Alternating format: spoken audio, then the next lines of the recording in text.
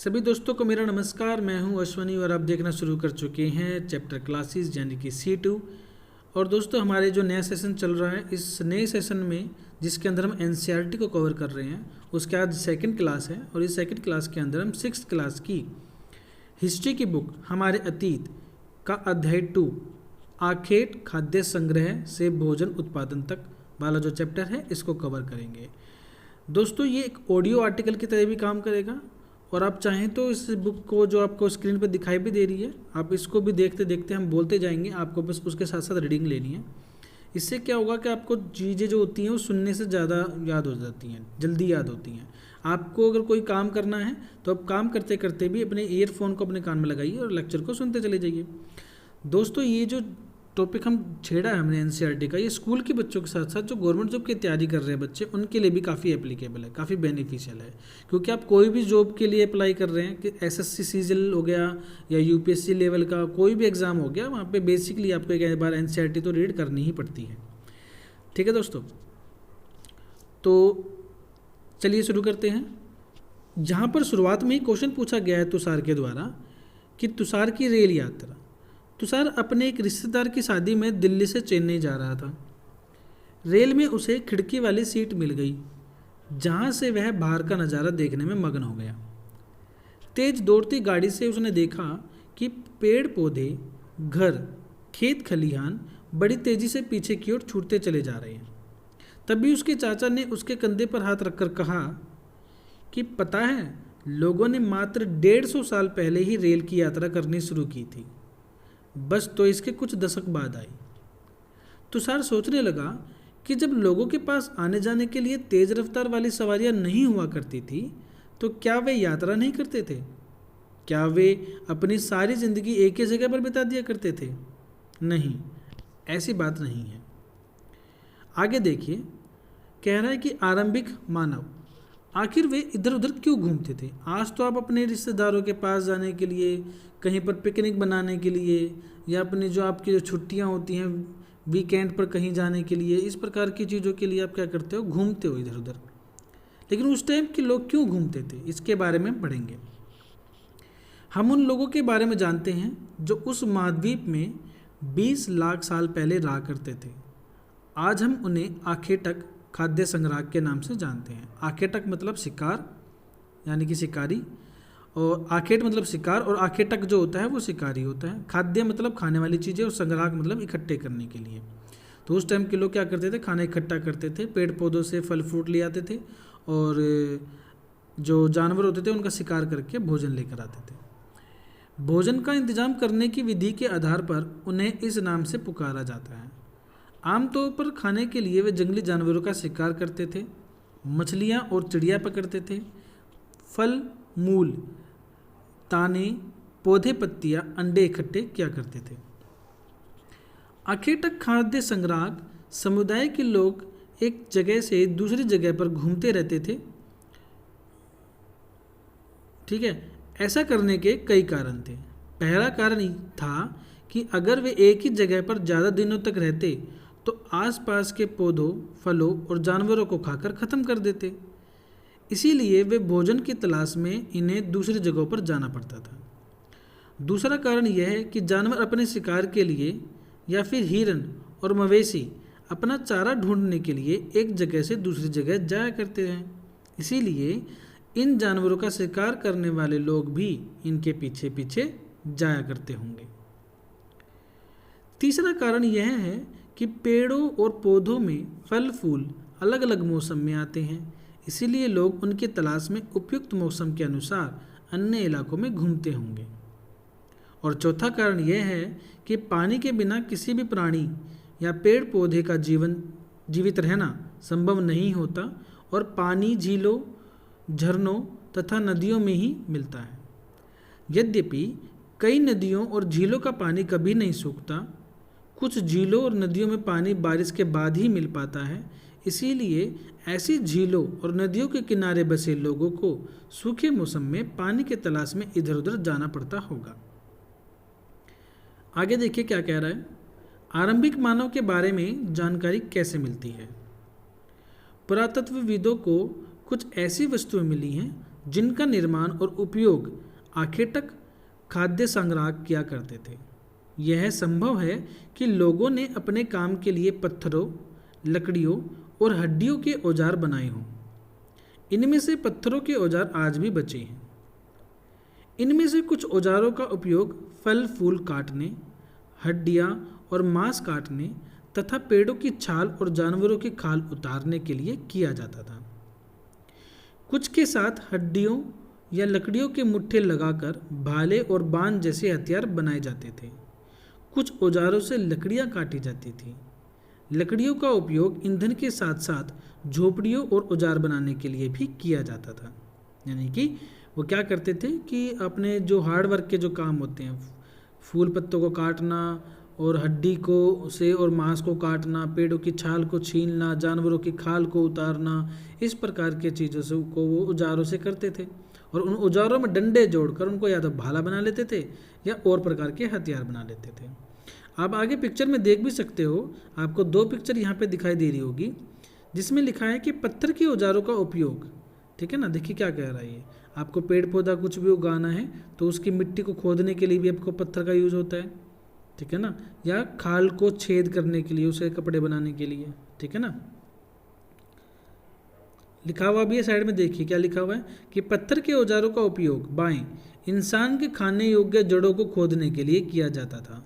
जैसे आलू ज़मीन के अंदर अगर है तो आलू को ज़मीन के से बाहर निकालने के लिए तो एक औजार ऐसा होना चाहिए कि मिट्टी खोदे और अंदर से आलू को बाहर निकाल ले। वो फसल जो ज़मीन के अंदर होती है उसको बाहर निकालने के लिए दाएं यानी कि राइट साइड में क्या कह रहा है कि जानवरों की खाल से बने वस्त्र को सीलने के लिए किया जाता था। जिस प्रकार आप आज सुई का यूज़ करते हो ना कपड़े सीलने के लिए, उस टाइम वो पत्थर का यूज़ करते थे, छेद करके उसी से धागा वगैरह जो भी वो निकालते थे निकाल लेते थे। आगे कह रहा है कि रहने की जगह निर्धारित करना। मानचित्र 2 को देखिए। ठीक है, मानचित्र 2 को देख लेते हैं। लाल त्रिकोण वाले स्थान वे पुरास्थल हैं जहां पर आखेटक खाद्य संग्राहकों के होने के प्रमाण मिले हैं। कौन से? लाल त्रिकोण यानी कि रेड कलर के ट्रायंगल। तो आप इस मैप के अंदर देखिए, आपको ना भीमबेटका बिल्कुल आपका ये मध्य प्रदेश के पास दिख रहा होगा आपको भीमबेटका। नीचे जाओगे आप तो आपको हुंसगी दिख रहा होगा। इधर ही आपको कुरनूल की गुफाएं दिख रही होंगी। ठीक है, ये जो रेड कलर के जो ट्रायंगल हैं ये आपको बताते हैं कि वो एक बुरा स्थल है जहाँ पर आखेटक यानी कि शिकारी और खाद्य संग्राहकों के होने के प्रमाण मिले हैं। इनके अलावा भी और कई स्थानों पर आखेटक खाद्य संग्राहक रहते थे। मानचित्र में सिर्फ कुछ ही गिने चुने स्थान को चिन्हित किए गए हैं। कई पुरास्थल नदियों और झीलों के किनारे पाए गए हैं। यानी कि जो आपको 3 हमने नाम अभी देखे हैं, ये सिर्फ हमने कुछ मेन बता दिए हैं, बाकी काफ़ी जगह ऐसी मिली हैं जहाँ पर इनका प्रूफ मिलता है। चलिए आगे देखिए, मैप के अंदर नीचे लिखा हुआ भी है संकेत में, रेड कलर के ट्रायंगल पुरापाषाणिक पुरास्थल, ब्लू कलर का जो आपका ये स्क्वायर दिखाई दे रहा है ये आपको नवपाषाणिक पुरास्थल है। सर्कल जो ग्रीन कलर का दिखाई दे रहा है ये महापाषाणिक पुरास्थल है। और जो आपको डायमंड वाला दिखाई दे रहा है नीचे ये आरंभिक गांव है। और जो स्टार दिखाई दे रहा है आपको ये आधुनिक नगर है। तो इस प्रकार से पूरे मैप को स्टडी करिए आप। ठीक है ना, चलिए आगे देखते हैं। चूँकि पत्थर के उपकरण बहुत महत्वपूर्ण थे इसलिए लोग ऐसी जगह ढूंढते थे जहां अच्छे पत्थर मिल सकें।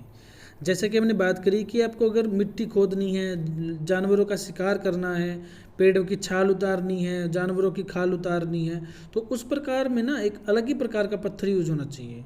इस प्रकार का पत्थर जिससे हथियार बनाए जा सकें। तो लोग मैक्सिमम वहीं रहना ज़्यादा पसंद करते थे जहाँ पर उनको अच्छी प्रकार के फसल मिल सकें और आसानी से मिल सकें।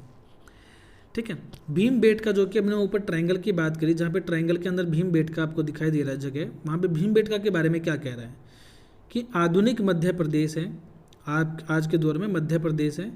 इस पुरास्थल पर गुफाएं व कंदराएं मिली हैं। लोग इन गुफाओं में इसलिए रहते थे क्योंकि यहाँ उन्हें बारिश से, धूप से और हवाओं से राहत मिलती थी। ये गुफाएं नर्मदा घाटी के पास हैं, नर्मदा घाटी के पास हैं। ठीक है ना, चलो अब देखिए क्या कह रहा है शैल चित्रकला। इनमें हमें क्या पता चलता है? आपको देखो इस चित्र को देख के कहीं कहीं लग रहा होगा कि आगे कोई जानवर भाग रहा है और पीछे एक बंदा भाग रहा है, एक आदमी भाग रहा है। तो क्या इससे ऐसा नहीं लगता कि शिकार करने के लिए भाग रहा है? कोई आगे जानवर भाग रहा है, उसके पीछे एक शिकारी भाग रहा है जो शिकार करना चाहता है। तो ये जो फोटो आपको मिलते थे ना, ये गुफाओं के अंदर मिल जाते थे, आज भी मिलते हैं कई जगह पर। जिन गुफाओं में लोग रहते थे उनमें से कुछ दीवारों पर चित्र मिले हैं, और इनमें कुछ सुंदर उदाहरण मध्य प्रदेश और दक्षिणी उत्तर प्रदेश की गुफाओं से मिले चित्र हैं।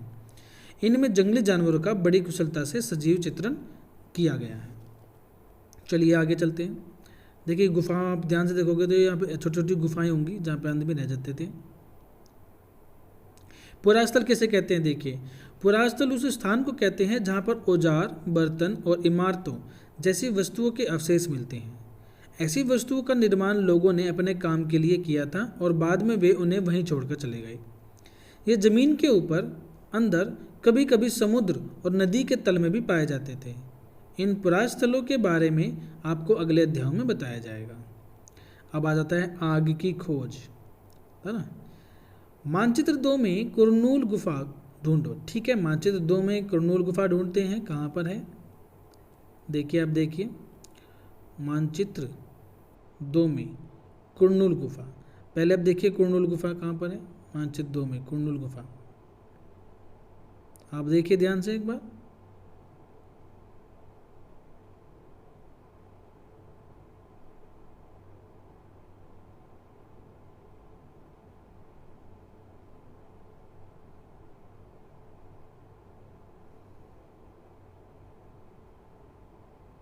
ठीक है, चलिए आगे चलते हैं। यहाँ राख के अवशेष मिले हैं। इसका मतलब यह है कि आरंभिक लोग आग जलाना सीख गए थे। आग का इस्तेमाल कई कार्यों के लिए किया गया होगा, जैसे कि प्रकाश के लिए, मांस भूनने के लिए और खतरनाक जानवरों को दूर भगाने के लिए। ठीक है, अब देखिए यहाँ पे कह रहा है नाम और तिथियाँ। हम जिस काल के बारे में पढ़ रहे हैं, पुरातत्वविदों ने उनके बड़े बड़े नाम रखे हैं। आरंभिक काल वो है जिसे पुरापाषाण काल कहते हैं। यह 2 शब्दों यानी कि पूरा का मतलब होता है बहुत पुराना, प्राचीन, और पाषाण का मतलब होता है पत्थर। तो पुराने क्योंकि उस टाइम पर औजार नहीं होते थे, सिर्फ पत्थरों का प्रयोग किया जाता था, तो पत्थरों का युग था कहीं ना कहीं, और क्योंकि बहुत पुराना था तो प्राचीन पत्थर वाला युग, तो क्या हो गया? पुरापाषाण।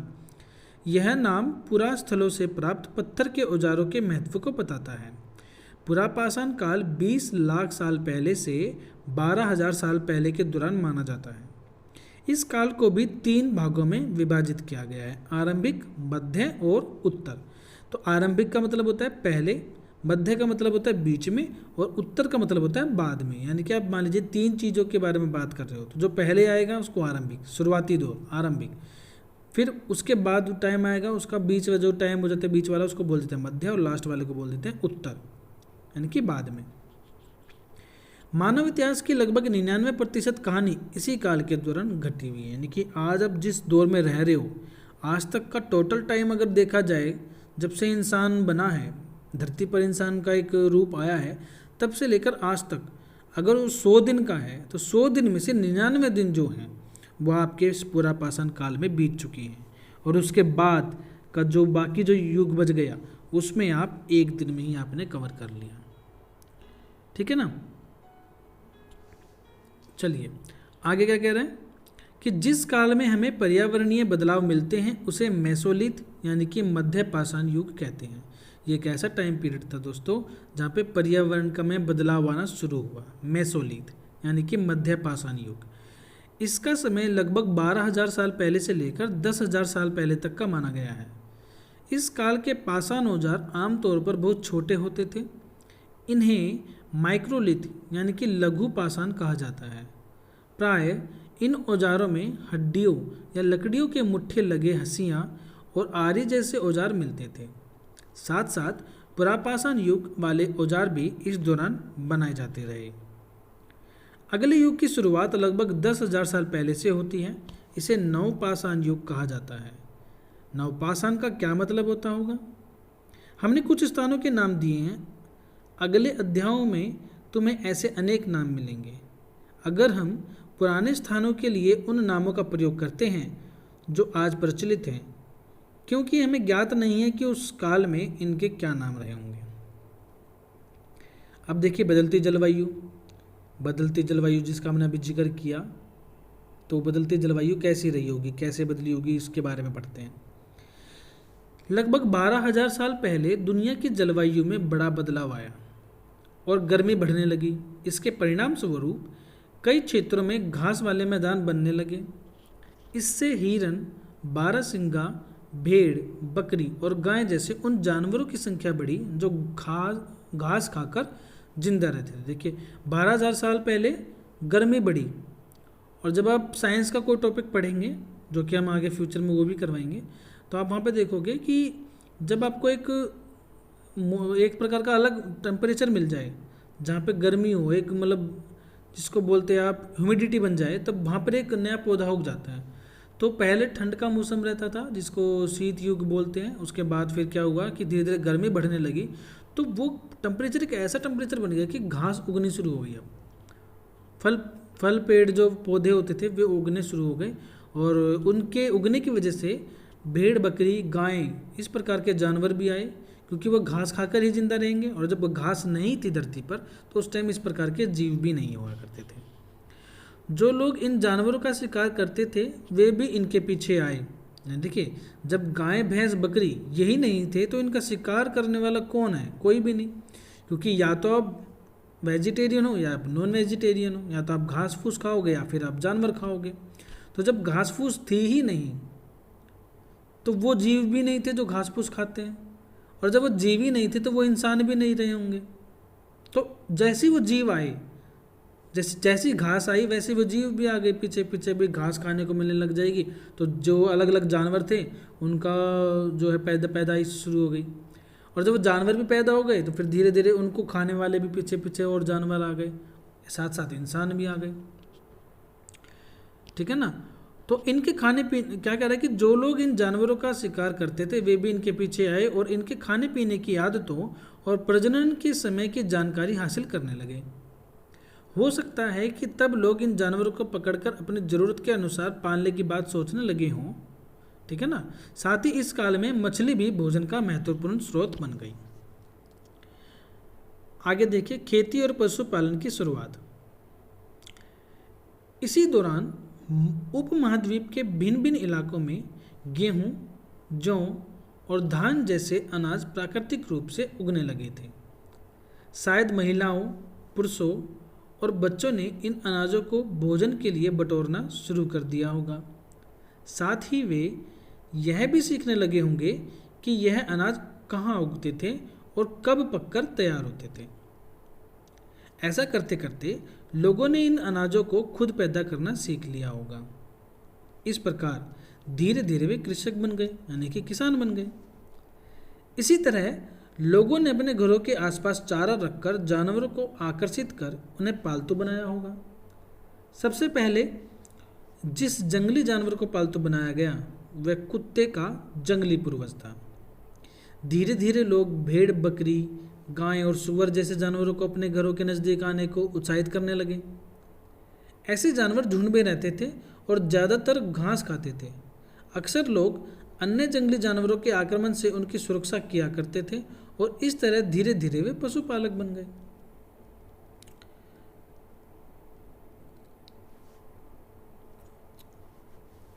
बसने की क्रिया। लोगों द्वारा पौधे उगाने और जानवरों की देखभाल करने को बसने की क्रिया का नाम दिया गया है। अपनाए गए ये पौधे तथा जानवर अक्सर जंगली पौधों तथा जानवरों से भिन्न होते थे। इसकी वजह यह है कि बसने की प्रक्रिया की दिशा में अपनाए गए पौधों या जानवरों का लोग चयन करते थे। उदाहरण, उन्हीं पौधों तथा जानवरों को चयन करते हैं जिनके बीमार होने की संभावना कम हो। यानी कि आप उन्हीं तो जानवरों को पालोगे ना जिनकी संभावना ये हो कि कम बीमार पड़ेंगे, लंबे समय तक जिएंगे। उसी प्रकार से पौधे या पेड़ को भी उसी प्रकार से चयन करोगे कि हाँ भी लंबे समय तक रुकेंगे, लंबे समय तक हमें फ़ायदा करेंगे। यही नहीं, लोग उन्हीं पौधों को चुनते थे जिनके बड़े दाने हों, है ना, बड़े दाने वाला अनाज पैदा करता हो, साथ ही जिनकी मजबूत डंठल अनाज के पक्के दानों के भार को संभाल सकें। जैसे आप गेहूं की फसल देखोगे तो मान लीजिए गेहूं की फसल जब खेत में उगती है और उनका दाना भारी है तो पूरी फसल जो होगी, जो जो बीज का जो तना है, जो उस पूरी फसल को संभाल के रखा हुआ है, वो तो टूट के गिर जाएगा, नीचे झुक जाएगा, तो उससे फसल तो खराब हो जाएगी। ऐसे पौधों के बीजों को संभाल कर रखा जाता है ताकि फिर से उगने के लिए उनके गुण सुरक्षित रह सकें। यानी कि जब आपकी अच्छी फसल हो जाए तो उस बीज को, जो उस फसल को जो आपकी निकली है, उसको आप संभाल के रखोगे ताकि दोबारा उनके बीजों का प्रयोग करके उसी प्रकार की फसल उगाई जा सके। उन्हीं जानवरों को आगे प्रजनन के लिए चुना जाता है जो आमतौर पर अहिंसक होते हैं। अगर आप ऐसे जानवर को पालोगे जो हिंसक हो, यानी कि जो वायलेंस करते हों, खतरनाक हों, हमें नुकसान पहुंचा सकते हैं, हम उन जानवरों को क्यों पालेंगे? हम तो उन जानवरों को पालेंगे ना जो हमारे साथ घुल मिल के रह सकें। जैसे कुत्ता हो गया, गाय हो गई, भैंस हो गई, ठीक है ना। आप सांप को पालोगे तो भी दिक्कत में रहोगे। कुछ लोग शेर को भी पालते हैं, लेकिन क्या है कि शेर भी आपको नुकसान कर सकता है ना। तो इसी प्रकार के जानवर को पालेंगे जो ज़्यादा लड़ाई झगड़ा ना करते हों, अहिंसक हों। इसीलिए हम देखते हैं कि पाले गए जानवर तथा कृषि के लिए अपनाए गए पौधे जंगली जानवरों तथा पौधों से धीरे धीरे भिन्न होते गए। मिसाल के तौर पर जंगली जानवरों की तुलना में पालतू जानवरों के दांत और सींग छोटे होते हैं। अब देखिए पिक्चर में इन दांतों को देखिए आप, इनमें कौन सा जंगली सुअर का है और कौन सा पालतू सुअर का है। ये तो आप नेट पे भी सर्च मार सकते हैं, लेकिन ध्यान से देखेंगे तो अब आइडिया लगा ही लोगे कि जो छोटे वाले होंगे वो पालतू होंगे और जो बड़े दांत आपको दिखाई दे रहे होंगे वो आपके जंगली जानवर के होंगे। बसने की प्रक्रिया पूरी दुनिया में धीरे धीरे चलती रही। यह करीब 12,000 साल पहले शुरू हुई। वास्तव में आज हम जो भोजन करते हैं वो इसी बसने की प्रक्रिया की वजह से है। कृषि के लिए अपनाई गई सबसे प्राचीन फसलों में गेहूं तथा जौ आते हैं। उसी तरह सबसे पहले पालतू बनाए गए जानवरों में कुत्ते के बाद भेड़ बकरी आते हैं।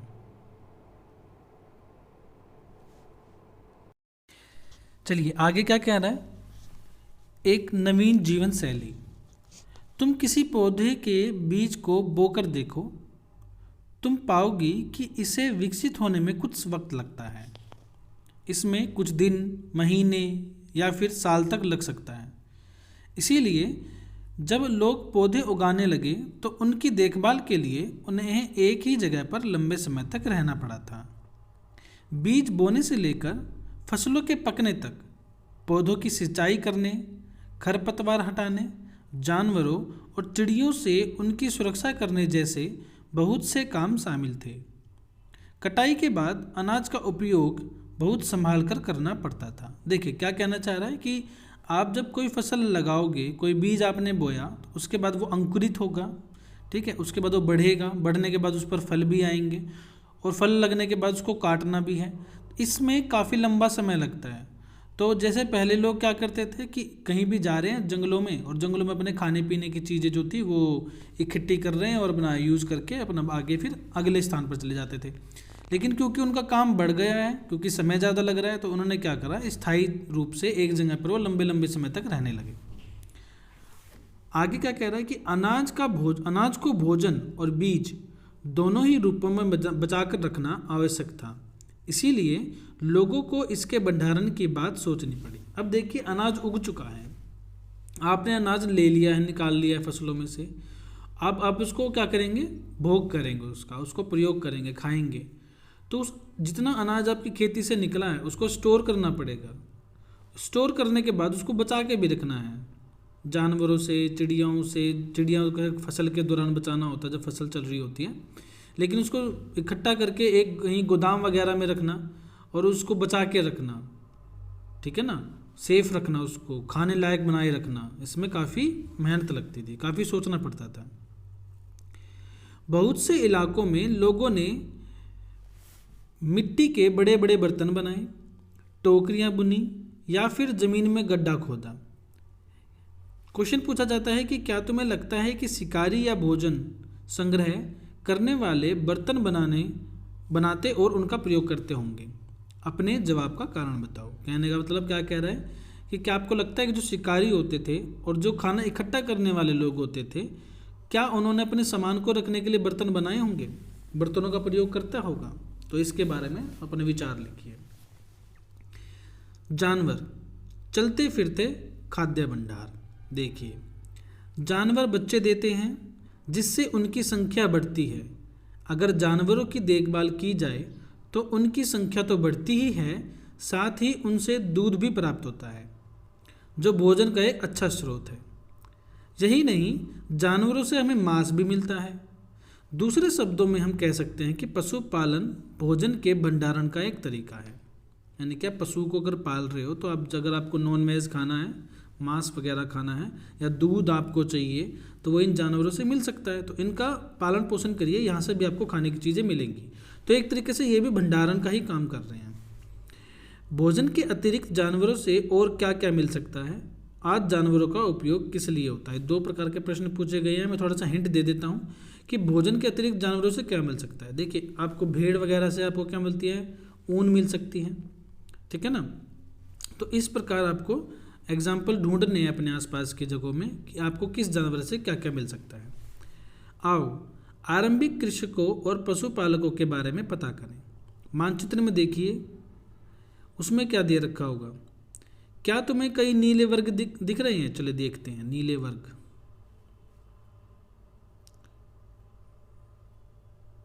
देखिए, इसमें आपको ब्लू कलर के एक चकोर डब्बे दिख रहे होंगे, जिसको चकोर डब्बे बोल दीजिए, वर्ग बोल दीजिए, स्क्वायर बोल दीजिए, ठीक है ना। 9 पाषाणिक पुरास्थल हैं ये चारों। ये जो चकोर डब्बा आपको दिखाई दे रहा है, ये क्या है? 9 पाषाणिक पुरास्थल, ठीक है। इसके बारे में आगे क्या कह रहा है ये देखते हैं एक बार। क्या तुम्हें कई नीले वर्ग दिख रहे हैं? ठीक है, हमने देख लिया। पता है, इनमें से प्रत्येक बिंदु उस जगह को दर्शाता है जहां पुरातत्वविदों को शुरुआती कृषकों और पशुपालकों के होने का साक्ष्य मिला है। ये पूरे उपमहाद्वीप में पाए गए हैं।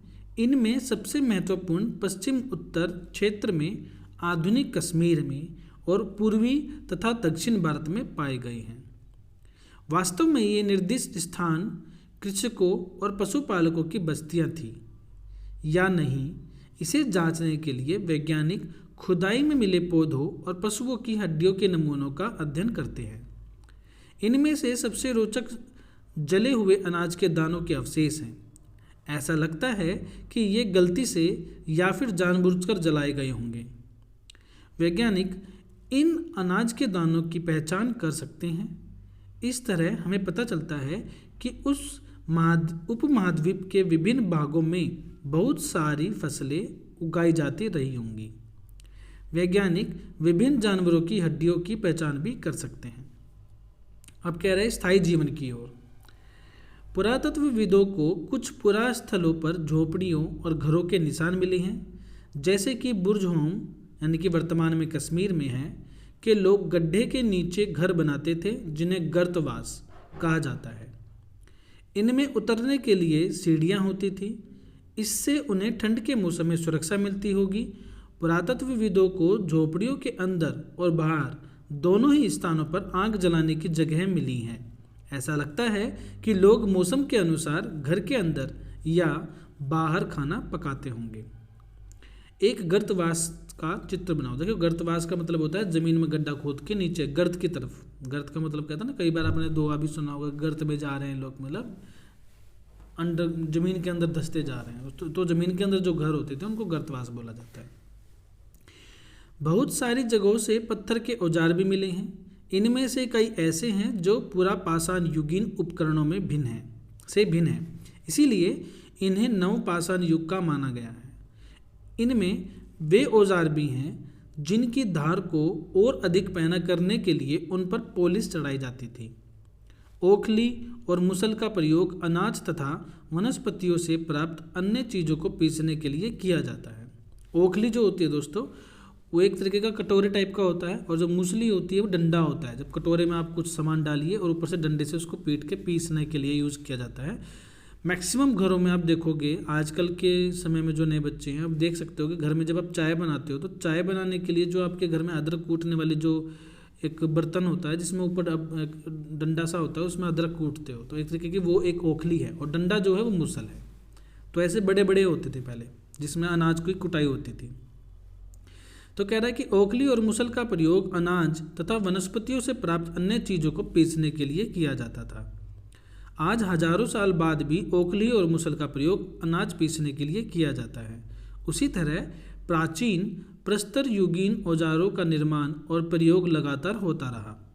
कुछ औजार हड्डियों से भी बनाए जाते थे। देखिए नवपाषाण युग के कुछ उपकरण दिखाए गए हैं, ठीक है ना। आगे चलिए, नवपाषाण युग के पुरास्थलों से कई प्रकार के मिट्टी के बर्तन भी मिले हैं। कभी कभी इन पर अलंकरण भी किया जाता था। बर्तनों का उपयोग चीज़ों को रखने के लिए किया जाता था। धीरे धीरे लोग बर्तनों का प्रयोग खाना बनाने के लिए भी करने लगे। चावल, गेहूँ तथा दलहन, दलहन मतलब दाल जैसे अनाज, दालों में जितने भी अनाज आते हैं, दाल जैसे अनाज अब आहार का महत्वपूर्ण हिस्सा बन गए थे। इसके साथ साथ अब लोग कपड़े भी बुनने लगे। इसके लिए कपास जैसे आवश्यक पौधे उगाए जा सकते थे। क्या ये परिवर्तन हर जगह एक साथ ही आ गए होंगे? ऐसी बात नहीं है। एक तरफ जहाँ कई जगहों पर स्त्री पुरुष शिकार और भोजन संग्रह करने का काम करते रहे थे, वहीं अन्य लोगों ने हजारों सालों के दरमियान धीरे धीरे खेती और पशुपालन को अपना लिया। बहुत जगह लोग मौसम के मुताबिक बदल बदल कर अपनी जीविका चलाया करते थे। आगे देखिए, सूक्ष्म निरीक्षण, मेहरगढ़ में जीवन मृत्यु। मानचित्र 2 में आप अगर देखोगे तो वहाँ पे मेहरगढ़ आपको मिलेगा, आप देख लेना एक बार। यह ईरान जाने वाले सबसे महत्वपूर्ण रास्ते बोलन दर्रे के पास एक हरा भरा समतल स्थान है। मेहरगढ़ संभवतः वह स्थान है जहाँ के स्त्री पुरुषों ने इस इलाके में सबसे पहले जौ, गेहूँ उगाना और भेड़ बकरी पालना शुरू किया, यानी कि सीखा। यहाँ विभिन्न प्रकार के जानवरों की हड्डियाँ मिली हैं। इनमें हिरण तथा सुअर जैसे जंगली जानवरों तथा भेड़ और बकरियों की हड्डियाँ मिली हैं। मेहरगढ़ में इसके अलावा चौकोर तथा आयताकार घरों के अवशेष भी मिले हैं। प्रत्येक घर में 4 या उससे ज़्यादा कमरे हैं, जिनमें से कुछ संभवतः भंडारण के काम आते होंगे। मृत्यु के बाद सामान्यतः मृतक के सगे संबंधी उसके प्रति सम्मान जताते हैं। लोगों की आस्था है कि मृत्यु के बाद भी जीवन होता है, इसीलिए कब्रों में मृतकों के साथ कुछ सामान भी रखे जाते थे। जैसे कि लोग मर जाते थे ना, तो उनकी कब्र में सोना चांदी रख देते थे, खाने पीने का सामान रख देते थे, तलवार मतलब कपड़े रख देते थे। आगे चलने के बाद कुछ समय के बाद ये जो प्रथा थी चलती रही, तो लोग अपना तलवार भी रख देते थे। उनके अगर रथ होते तो रथ भी डाल देते थे उनकी कब्र में अंदर ही। उनका मानना बेसिकली यही था कि जब लोग मरेंगे तो मरने के बाद वो जिस भी दुनिया में जाएंगे वहाँ पर ये सामान लेके जाएंगे, तो उनके प्रिय जितनी भी चीज़ें होती थी उसको डाल दिया जाता था साथ में। मेहरगढ़ में ऐसी कई कब्रें मिली हैं। एक कब्र में एक मृतक के साथ एक बकरी को भी दफनाया गया था। संभवतः इसे परलोक में मृतक के खाने के लिए रखा गया होगा। ठीक है ना, समझे। चलिए, अन्यत्र फ्रांस में गुफा में की गई चित्रकारी। अपने एटलस में फ्रांस ढूंढिए। ठीक है, अपना जो आपकी एटलस है उसमें फ्रांस ढूंढिए आप, आपको नॉर्थ साइड में आपको फ्रांस मिल जाएगा। अपने एटलस में फ्रांस ढूंढें। यह चित्र फ्रांस के गुफा का है। इस पुरास्थल की खोज लगभग 100 साल पहले 4 स्कूली छात्रों ने की थी। इस तरह के चित्र लगभग 20,000 साल पहले से लेकर 10,000 साल पहले के बीच बनाए गए होंगे। इनमें कई जानवरों के चित्र हैं। इनमें जंगली घोड़े, गाय, भैंस, गैंडा, रेनडियर, 12 सिंगा और सुअरों को गहरे चमकीले रंगों से चित्रित किया गया है। इन रंगों को लौह अयस्क और चारकोल जैसे खनिज पदार्थों से बनाया जाता था। यह संभव है कि इन चित्रों को उत्सवों के अवसर पर बनाया जाता था या फिर इन्हें शिकारियों द्वारा शिकार पर निकलने से पहले कुछ अनुष्ठानों के लिए बनाया गया होगा। क्या तुम इन बनाने का कोई और कारण बना सकते हो कि ये क्यों बनाए गए होंगे? ठीक है ना। एक नवपाषाणिक पूरा स्थल। एटलस में तुर्की ढूंढिए दोबारा। आपको तुर्की जो है ये आपको मिल जाएगा। ईरान के ऊपर आप जब देखोगे ना तो आपको वहाँ पे तुर्की भी मिलेगा। नवपाषाण युग के सबसे प्रसिद्ध पुरास्थलों में एक चाताल युग तुर्की में है। यहाँ दूर दराज स्थानों से कई चीज़ें लाई जाती थी और उनका उपयोग किया जाता था, जैसे सीरिया से लाया गया चकमक पत्थर, लाल सागर की कोड़ियाँ तथा भूमध्य सागर की सीपियाँ। ध्यान रहे कि उस समय तक पहिए वाले वाहन का विकास नहीं हुआ था। लोग सामान खुद या जानवरों की पीठ पर लाद कर ले जाया करते थे। ठीक है, देखिए यहाँ पर ना आपको उपयोगी शब्द दे रखे हैं। आखेटक, खाद्य संग्राहक, पूरा स्थल, उद्योग स्थल, आवासीय स्थल, पूरा पाषाण, मध्य पाषाण, लघु पाषाण, कृषक, पशुपालक, नवपाषाण युग और कब्र। इनका मीनिंग मैंने कईयों का बता भी दिया है, जो थोड़े टफ थे उनका मैंने बता दिया। बाकी अगर आपको अभी भी इसमें कोई दिक्कत आती है तो आप गूगल भी कर सकते हो। कल्पना करो तुम आज से 12,000 साल पहले पत्थर की एक गुफा में रहते हो और पृष्ठ 14 पर देखो, तुम्हारे मामा गुफा की एक भीतरी दीवार पर चित्र बना रहे हैं और तुम उनकी सहायता करना चाहते हो। तुम रंग बनाओगे, रेखाएं खींचोगे या फिर उनमें रंग भरोगे। तुम्हारे मामा तुम्हें कौन कौन सी कहानियाँ सुनाएंगे। ये बच्चों के लिए है बेसिकली, जो स्कूल में पढ़ रहे हैं। एक तरीके से एक्टिविटी दी गई है और सोचने के लिए मजबूर किया गया है कि मान लीजिए उस समय पर अगर आप होते तो कैसी फीलिंग होती है आपकी, कि आप जो है अपनी बातें दीवारों पर चित्र बनाकर समझाने की कोशिश कर रहे हो, तो कैसे उन चित्रों को बनाया जाता। ठीक है ना। चलिए मैं एक बार ये ना जो उपयोगी शब्द हैं इनका मतलब भी समझा देता हूँ। आखेटक मतलब शिकार, शिकारी करने वाला। आखेट मतलब शिकार और आखेटक शिकारी। और खाद्य संग्राहक जो खाने का संग्रह करता हो, खाने पीने की चीज़ों को इकट्ठा करता हो। पूरा स्थल होता है कि जब पुराने समय के जो स्थल होते हैं, ठीक है ना। उद्योग स्थल जहाँ पे वो मतलब आज के दौर में अगर देखा जाए फैक्ट्रियाँ होती हैं। उद्योग स्थल वो होता था जहाँ पे अपने औजार बनाते होंगे वे, ठीक है ना। आवासीय स्थल जहाँ पे वो रहते थे। पूरा पाषाण यानी कि पाषाण मतलब पत्थर। तो पत्थर के युग को 3 भागों में बांटा गया है जिसमें पत्थर का प्रयोग करते थे लोग। तो उसमें जब सबसे पहला शुरुआती दौर था जब उन्होंने पत्थरों का प्रयोग शुरू किया तो वो पूरा पाषाण हो गया। फिर थोड़े से उसमें वो थोड़े मजबूत हो गए, अच्छे से पत्थरों के औजार बनाने लग गए तो मध्य पाषाण। और जब और भी अच्छे बनाने लग गए, पत्थरों को बढ़िया शार्प करने लग गए, उस पर पॉलिश करने लग गए ताकि उनकी शार्पनेस बनी रहे, तो वो लघु पाषाण युग में आ गए थे। कृषक में खेती हो गया, ठीक है ना। पशुपालक हो गया, जो किसानों को जो पशुओं को पालते थे। और नवपाषाण युग जो पत्थरों का बढ़िया यूज़ करने लग गए थे, ठीक है ना। और कब्र मतलब जिसमें मरने के बाद इंसानों को दाबा जाता है, गड्ढा खोद के, वो कब्र होती है। तो आशा करता हूँ आपको पूरा चैप्टर अच्छे से समझ में आया होगा और ये आपको फ्यूचर में भी काफ़ी जो है बेनिफिशियल होगा। जो गवर्नमेंट जॉब की तैयारी कर रहे हैं उनसे आप कहीं भी देख लीजिए, आपको एनसीईआरटी तो पढ़नी ही पड़ेगी एक बार शुरुआत में। तो एनसीईआरटी को पढ़ें या सुनें, अच्छी बात है। जैसा आपको मौका लगे वैसे आप पढ़िए। जैसा आपको अगर सुनने का मौका लग रहा था सुनिए आप। अगर आपके पास बुक्स है तो बुक्स को पढ़िए। दोनों ही चीज़ें आपके पास हैं अब, ठीक है ना। तो चलिए मिलते हैं फिर अगली क्लास में। अगली क्लास में आपको अगला लेक्चर शुरू करवाएंगे एनसीईआरटी का ही। और धीरे धीरे हम बाकी जो सब्जेक्ट हैं एनसीईआरटी के, जैसे पॉलिटी वगैरह हो गई, इनकी भी ऑडियो आर्टिकल ऐसे ही डालने लगेंगे। और ब्रीफ में समझाने के लिए हम अलग से एक लेक्चर लेकर आएंगे, अलग से एक सीरीज़ निकालेंगे जिसमें आपको जो गवर्नमेंट जॉब पे जब मतलब आपका एक बार बेसिक अच्छा हो जाएगा तो उस बेसिक के बाद एक एडवांस लेवल में आपको समझाने के लिए अलग से सीरीज चलाएंगे। अभी हम एनसीईआरटी चला रहे हैं, तब तक के लिए आप एनसीईआरटी को सुनिए और अपने बेसिक्स को मजबूत करिए। तो ठीक है, चैनल को शेयर करिए, सब्सक्राइब करिए। मिलते हैं फिर अगली क्लास के अंदर। धन्यवाद।